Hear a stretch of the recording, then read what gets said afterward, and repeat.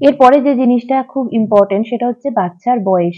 কোন বয়সের বাচ্চাকে আমি কি রকমের স্ক্রিন টাইম দিচ্ছি।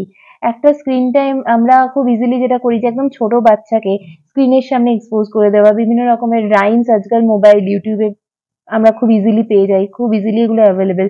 তো আমরা কি করি একটা ১ বছরের বাচ্চা, ২ বছরের বাচ্চা তাকেও আমি মোবাইল থেকে আমি একটা রাইমস শোনাচ্ছি। তো একটা বয়সের আগে প্রথম কথা হচ্ছে আমাদের মাথায় রাখতে হবে যখন বাচ্চার বয়স ১ বছর বা ২ বছর আপ টু ২ বছর তার স্ক্রিন টাইম কিন্তু 0 মিনিটস হওয়া উচিত। 2 to 5 ইয়ার্স যে বাচ্চারা আছে তাদের মধ্যে স্ক্রিন টাইম আমরা মোটামুটি ঠিক আছে আজকে পড়াশোনার জন্যই হোক বা এমনিও বাচ্চারা একটা রিক্রিয়েশন এর জন্যই হোক, গেম খেলতে যাওয়াই হোক, যাই হোক না কেন কম বেশি এক্সপোজার এসেই যায়। তো সেক্ষেত্রেও আমাদের মাথায় রাখতে হবে বাচ্চার স্ক্রিন টাইম কিন্তু ১ ঘন্টার থেকে বেশি হবে না সারাদিনে। চেষ্টা করবেন বাচ্চাকে যাতে আমরা পার্সোনাল স্ক্রিন দিয়ে বসিয়ে না দিই। বাচ্চার সাথে থাকতে হবে।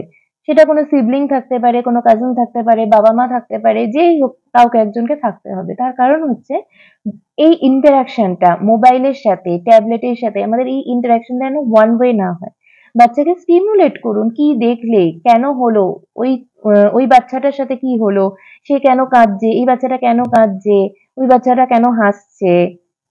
কি ঘটনাটা ঘটছে, এটা ভালো লাগছে না খারাপ লাগছে, এই জিনিসগুলোকে নিয়ে আরেকটু বেশি করে ডিসকাস করুন। বাচ্চাকে স্টিমুলেট করুন। যাতে বাচ্চা কি হচ্ছে জিনিসটা বুঝে এবং সেটাকে টু ওয়ে কমিউনিকেশন এর জায়গায় নিয়ে আসতে পারে।